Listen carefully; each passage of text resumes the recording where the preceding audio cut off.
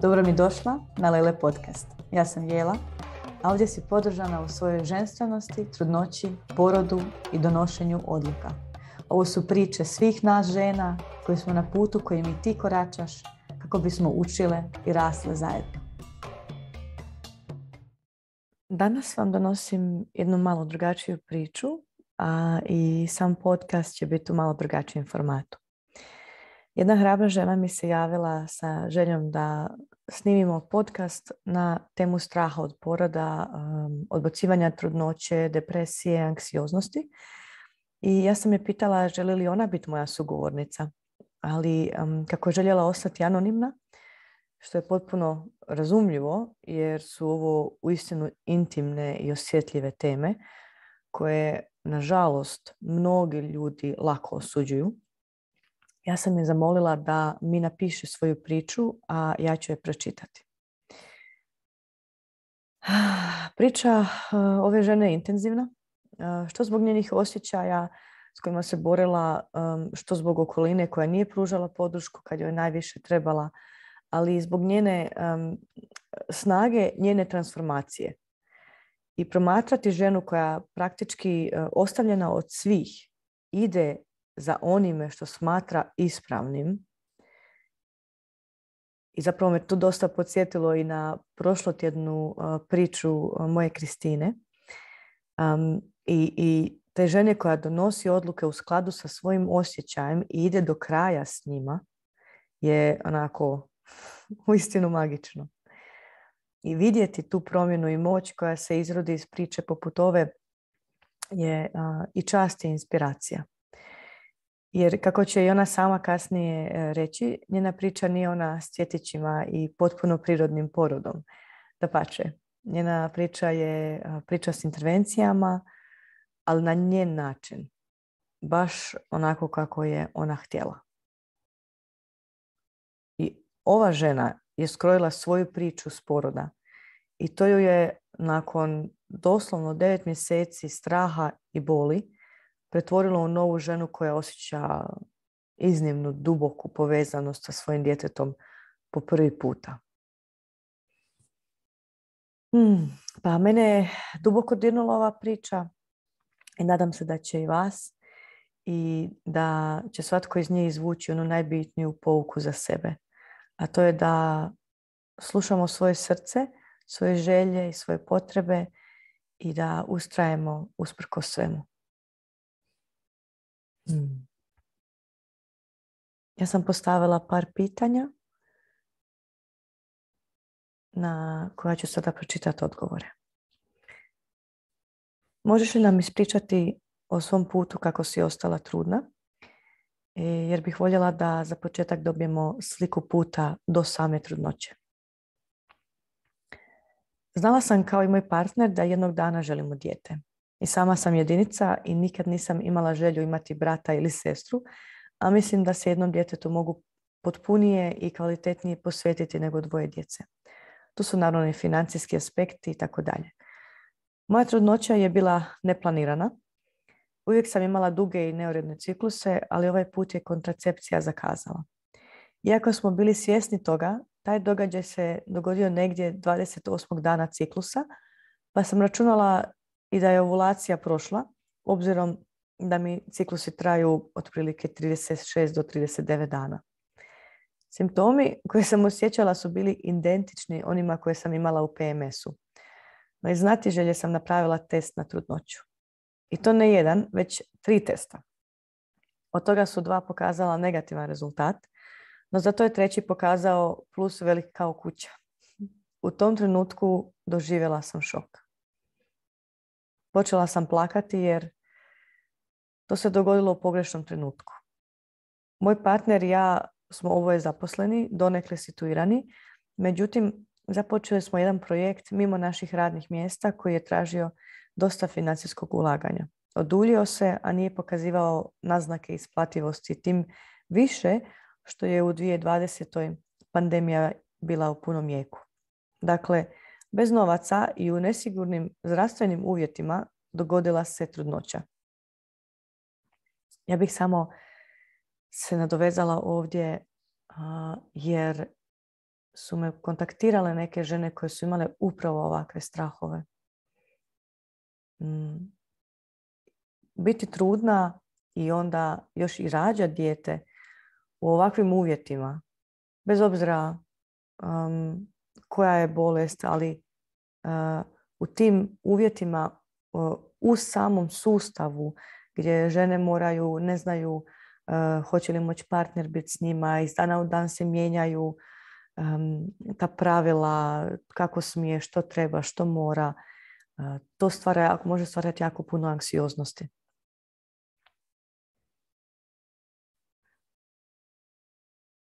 Dakle, nismo bili sretni.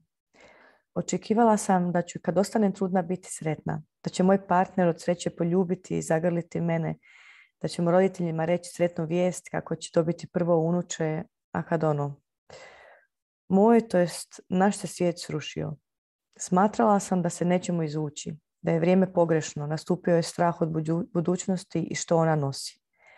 Partner mi je dodatno otežavao situaciju i pojačavao neugodne emocije što se udaljavao od mene, predviđao crne scenarije, na primjer kako se moja trudnoća neće dobro prihvatiti na radnom mjestu i bio je pasivno agresivan. Ogromnu količinu nemoći, beznađa i šoka htjela sam prekinuti. Razmišljala sam o pobačaju jer nisam bila spremna za trudnoću i majčinstvo. Ne u tom trenutku, a i bojala sam se poroda. Zamišljanje poroda je bila moja najgora noćna mora. Najgore od svega, nisam se imala kome obratiti. Osoba od povjerenja u tom trenutku za mene nije postojala. Odlazila sam na radno mjesto sljedećih 10 dana nakon saznanja za trudnoću i dok bih radila, suze bi mi tekle niz lice. A kad bih bila među ljudima, bila sam kao lutka od krvi koja tumara gradom, potpuno prazna i slomljena. Zadržati dijete ili pobaciti bio je izbor između slatkog limuna i kiselog grožđa. Niti jedan izbor nije bio dobar. Ipak, zbog straha od mogućih posljedica, što fizičkih, što psihičkih, odlučila sam zadržati dijete. No gorak okus u mojim ustima je ostao. Sjećam se prvog posjeta ginekologu, naravno sama. Nisam mogla disati pod maskom od mučnine. Do tad sam već smršavila 4 kilograma jer nisam mogla ništa jesti niti piti. Sjećam se kad sam prvi put čula srce i nisam osjetila uzbuđenje ni sreću. Jednostavno nisam osjetila ništa osim straha, ali ne za dijete.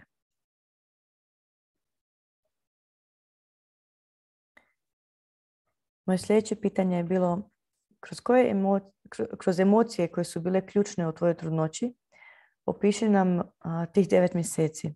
Što si prolazila, kako si se nosila s time, što ti je pomagalo. Tijekom trudnoće sam osjećala depresiju, tugu, zabrinutost, strah, tjeskobu, nemoć. Zamjerala sam i sebi i partneru. Osjećala sam se emocionalno napuštenom. I u ovom trenutku, dok ovo pišem, emocije kojih se mogu prisjetiti su toliko intenzivne da me od njih stišće u utrobi. Bila sam slomljena. Bila sam zatočena u svojim mislima. Osjećala sam krivnju.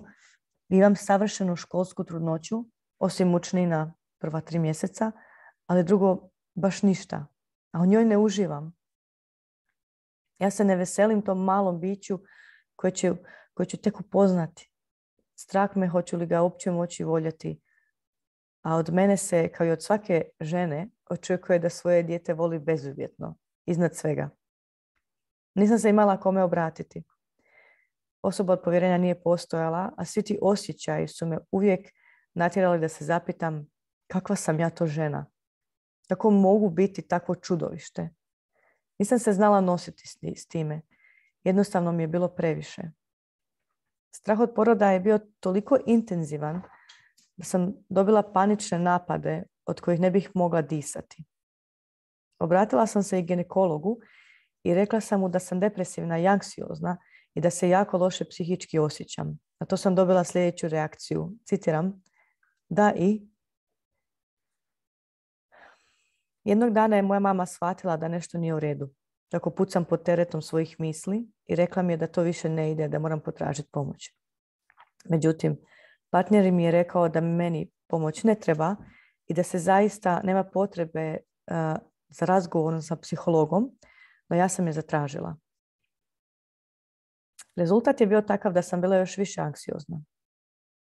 Nije pomagalo ništa. Informiranje o tijeku poroda i tijelu još bi više pojačalo okove straha. Tuđa iskustva su me šokirala, a kad bih rekla da me jako strah, svi su govorili da su sve žene rodile, pa ću i ja. Što više, jednom sam se rasplakala od straha od poroda i kad sam rekla da me jako strah, partner mi je rekao, a što ću ti ja?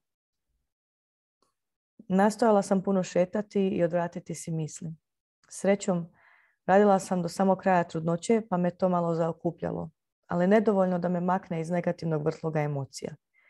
Jedino što mi je davalo mrvicu nade je bilo to da u inozemstvu postoji državna bolnica koja nije prijatelj djece, ali je veliki prijatelj majki. Ja bih samo se tu ubacila i rekla da su to titule koje bolnice dobivaju ako slijede određena pravila. Primjerice, naše bolnice su prijatelj djece zato što poštuju zlatni sat, odgođeno rezanje pupčane vrpce i tako dalje. Bolnica koja želi da mamama porod ostane u lijepom sjećanju i koja se ponosi time što olakšava porođajne bolove. Ali pandemija je, hoće li biti pozitivna na COVID, hoće li se granice ponovno zatvoriti, hoću li imati uvjete za ići na vožnju od nekih sat vremena kako bih išla roditi tamo.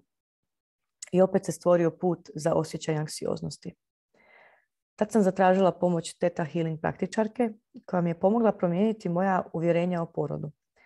Pričala sam joj da se ne mogu povezati s bebom, da nisam preplavljena osjećajima razdraganosti i sreće, da imam osjećaj kao da ću umrijeti od bolova na porodu. To jest da isti neću preživjeti jer ću se raspasti i fizički i psihički. Ona mi je pomogla. Ne znam kako, ne znam na koji način to djeluje. Neobjašnjivo mi je, ali ona me smirila.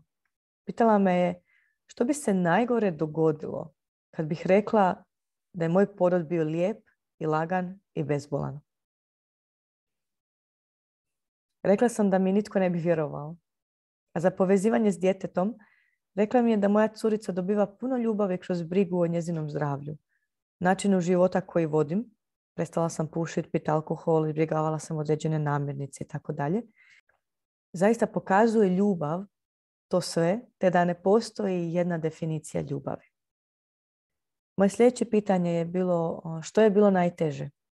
Što je izazivalo u njoj sram, krivnju, tugu, strah? Ili to bilo neodobravanje okoline, što se osjećala potpuno sama, što su pređene njene granice i je li bila toga svjesna tada i je li je sada?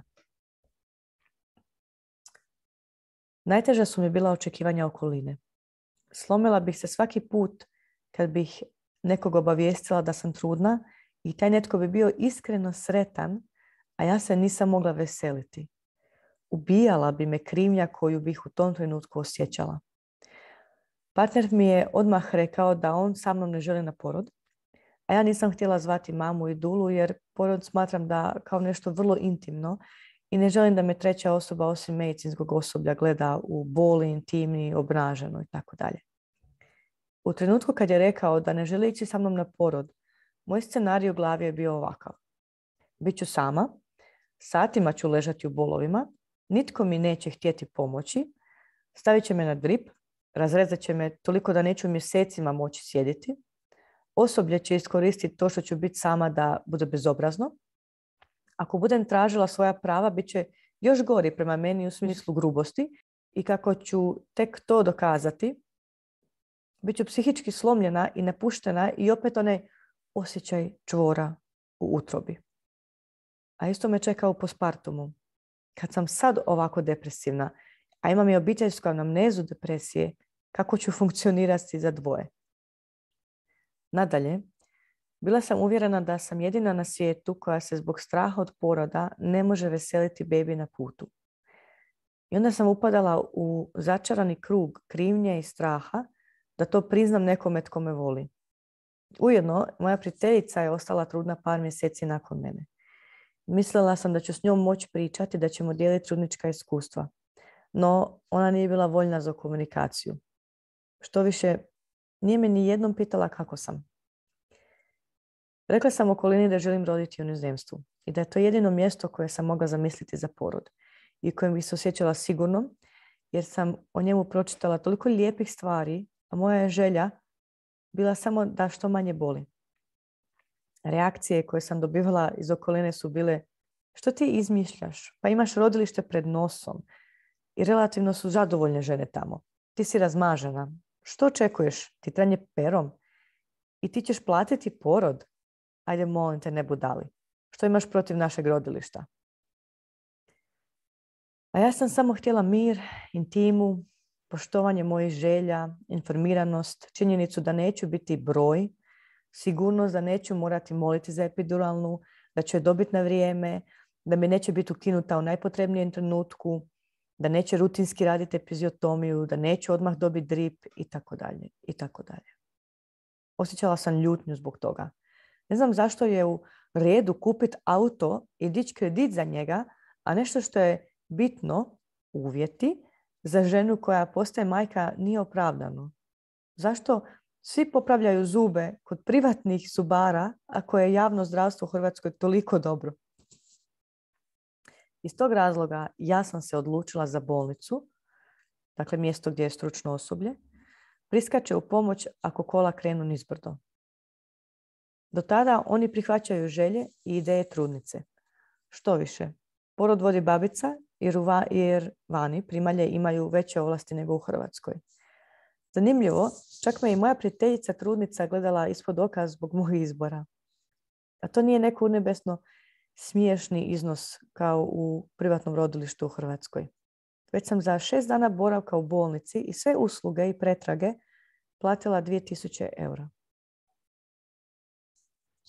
Moje sljedeće pitanje je bilo kako je izgledao porod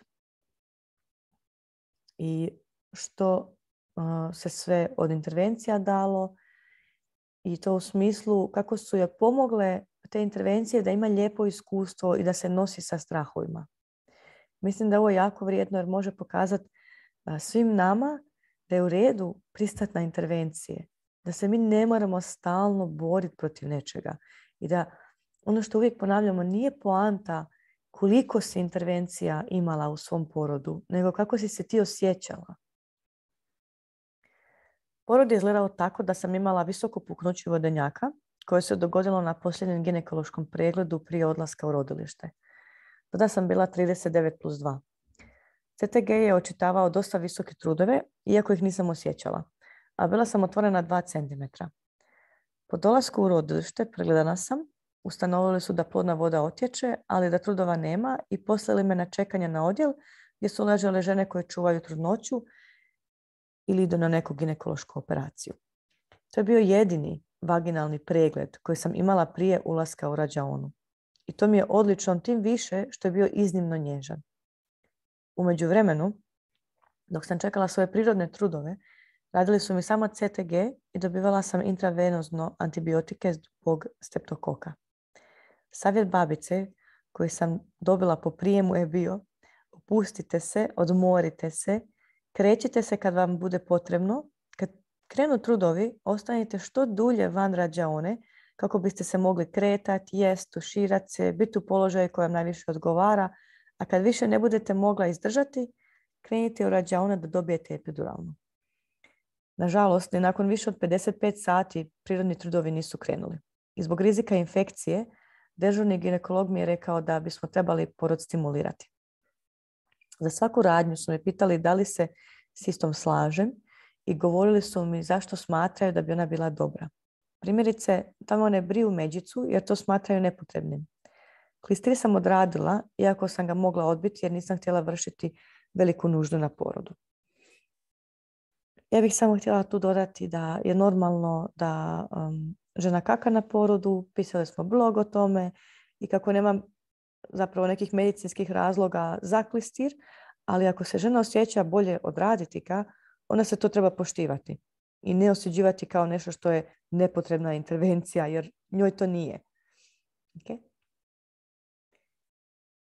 Za svaki vaginalni pregled babica me pitala smijem li vas pregledati i da sam rekla ne, to bi bilo u redu. Također imala sam samo svoju babicu. Moram nastaviti priču o porodu. Dobila sam drip i on je izazvao lagane bolove. Koliko sam vidjela brojke na CTG-u, dizale su se do 60. 3 puta sam bila upitana kad želim epiduralnu. Tek na 3. upit sam odgovorila da želim epiduralnu i to samo iz razloga da bi mi anesteziolog mogao dati u miru. Nakon što sam to rekla, on je došao u roku 2 minute, bezbolno postavio kateter i rekao da će početi djelovati za pola sata. Nakon 10 minuta nisam osjećala više ništa. Potpuno sam se opustila i odmarala. Bilo me je strah da mi epiduralnu ne ukinu u doba tranzicije i na izgonu, jer je to praksa u hrvatskim rodilištima. No babica je rekla da se slobodno opustim jer da ću epiduralnu imati sve dok ne porodim posteljicu.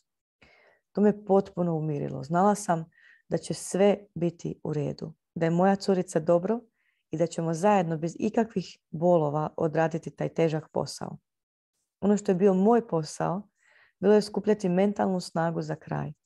I tako sam u potpunom miru, u polumraku lijepe rađaone, svjetovima na zidu i svjetlarnikom na stropu koji pokazuje vedro nebo, drveće i oblake za sunčanog dana, uz pozadinu Davida Bowiea i pjesmu Heroes čekala izgon.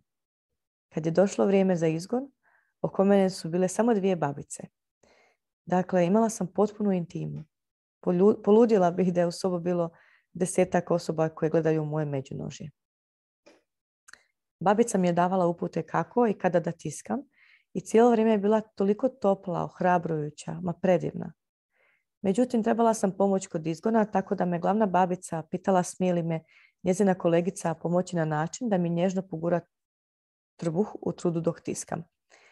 Ja sam se složila i mislim da mi je ta intervencija bila od velike pomoći, jer je moja curica bila zaista velika beba. 4 kile i 150 grama i 55 centimetara. A ja sam kroz čitavu trudnoću dobila samo 9 kilograma. Rekla bih da mi je grah loše pao i da sam morala imati epiziotomiju. Iako se babica trudila i cijelo vrijeme mi masirala međucu, postojala je velika opasnost od jakog pucanja, jer mi je svo tkivo zbog gljiveca od antibiotika bilo jako, jako oštećeno. Pucanje je moglo biti toliko jako da mi je moglo puknuti čak i crijevo. Za taj rez sam im isto dala dozvolu, a toliko sam se dobro oporavila od tog zaista minijaturnog reza da je to nevjerojatno. Rodila sam u 1 iza ponoći. U 7 ujutro sam sjedila za stolom i jela doručak. I tako se bezbolno rodila moja djevojčica. Sama ta bezbolnost poroda je činjenica da se to može i da mi nitko nije prodavao fore da mi ne može dati epiduralno, da sam previše, premalo otvorena, da trudovi moraju biti jači pa onda postanu prejake da bi se kateter uveo. Nitko mi nije rekao da mi druga doza neće stići djelovati i ostale gluposti koje čujem. Kad bih ponovno htjela imati dijete, potpisala bih za ovako bezbolan porod. Ali ovo je moja priča. Žena koja želi prirodan porod rekla bi da je ovo horor. Ali mene ne prođe niti jedan dan da se poroda i svog osoblja i boravka u bolnici ne sjetim sa izrazitim veseljem. Ono što me oduševilo na viziti u bolnici je bilo to da su me svaki dan ginekolozi na viziti rekli u redu je imati baby blues. Mi se tu bavimo fizikom tijela, ali ako vam treba, molim vas da ne otiđete doma prije nego što porazgovarate s našim psihologom. Ovo je velika promjena za vas i trebate tražiti pomoć ako se osjećate loše. Nakon toga sam je pitala kako se povezala sa bebom nakon svega. U trenutku kad su izvadili iz mene i stavili mi je na prsa, slomila sam se. Počela sam plakati. Ne plakati, ridati. Cijelim svojim bićem, onako kako sam osjećala duboki strah iz koštane srži, tako sam u tom trenutku plakala. Emocija je bila neopisiva. I u tom sam trenutku bila preplavljena. Ne postoje riječi kojim bih opisala to stanje uma, ali znam da nisam ništa doživjela oko sebe. Ni šivanje, niti sam vidjela da pospremaju rađaonu, niti da mi skidaju infuzije, baš ništa. Ali ono što znam, da su prvih 5 minuta dok mi je bila na prsima, svijet za nas dvije je se prestao okretati. Vjerujem da mi je pomoglo izuzetno pozitivno iskustvo poroda, obezboljenje istog, a kad sam je vidjela onako malu, bespomoćnu i savršenu, stavila sam je kraj sebe u krevet i zamolila sam je da mi oprosti zbog svega. I da ću je čuvati i biti joj dobra mama. Njezin miris, moja želja da napravim sve kako bi joj bilo dobro i dojenje i njegovanje. Sve me to povezalo s njom svakog dana sve više. A depresija i baby blues, to je za mene bila nepoznanica. Osjećala sam samo ogromnu količinu sreće, što je sve bilo tako lijepo i što smo sad zajedno. Jednostavno, to je došlo samo po sebi, prirodno. Sljedeće što je me zanimalo je da uđemo malo u dubinu toga odakle se krenulo. Dakle, koja je bila njena najranija misao da ne želi imati djecu ili takva slična zbog koje je poželjela pobaciti iako se bojala poroda.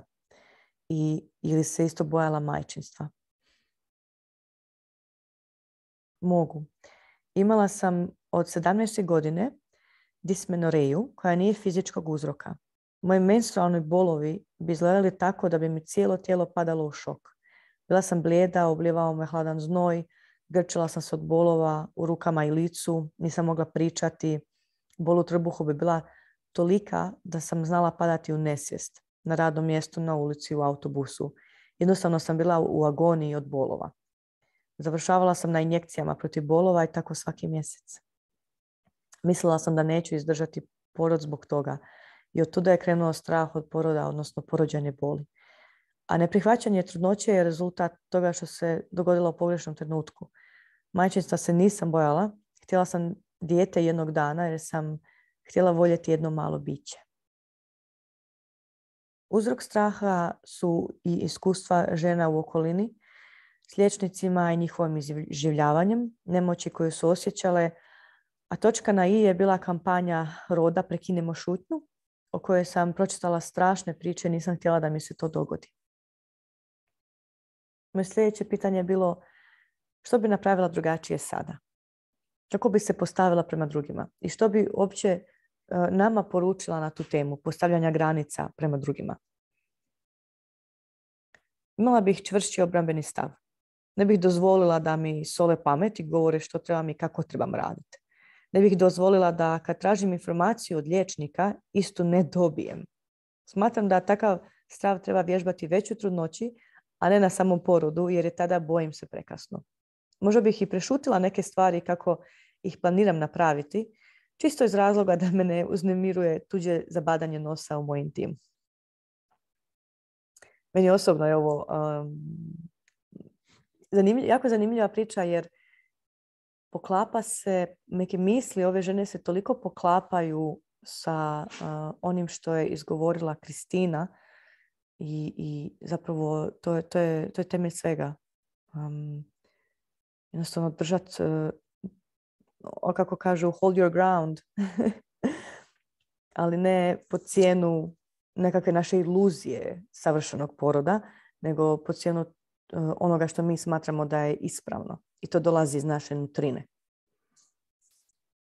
Okay, i zadnje pitanje koje sam postavila, što bi poručila meni ili bilo kojoj drugoj ženi koja ima slične strahove, možda ne tako snažne, ali vjerujem da se svi nekad zapitamo i uplašimo ovih velikih promjena. U redu je osjećati tugu, u redu je ne biti sretna. Sve su to osjećaji koji su dio spektra emocija. Pronađi nešto što te umiruje i osnažuje. Važno je imati osobu od povjerenja kojoj se možeš povjeriti. Možda ti pomaže plivanje, možda skupljanje salveta, možda joga, molitva u crkvi ili kristali. Sve je legitimno, dakle god je u tvojem najboljem interesu i u interesu tvog nerođenog djeteta. Proći će, ali ako ti je trenutno previše, potraži pomoć. U redu je, nisi jedina na svijetu koja se tako osjeća. Također, biraj mjesto poroda koje će zadovoljiti tvoje kriterije i gdje ćeš se osjećati sigurno. Tvoje tijelo, tvoj porod, tvoje dijete, instinkt je čudo. I to makar na nesvjesnoj razini znaš. Želiš li ići roditi u privatnu kliniku ili inozemstvo, tvoj izbor. Napravi što god je potrebno da bi bila sretna. Ako nemaš novaca, posudi, digni kredit, prodaj zlato.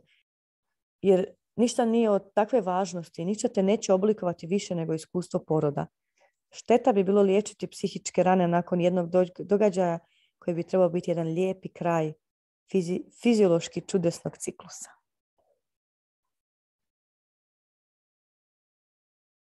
Ono što bih ja samo za kraj htjela još nadodati je da nam nitko ne može garantirati da će naše iskustvo biti točno tako kako smo si zamislile ako sad odemo negdje van u neko određeno rodilište i platimo ili smo se mi tako ucrtali.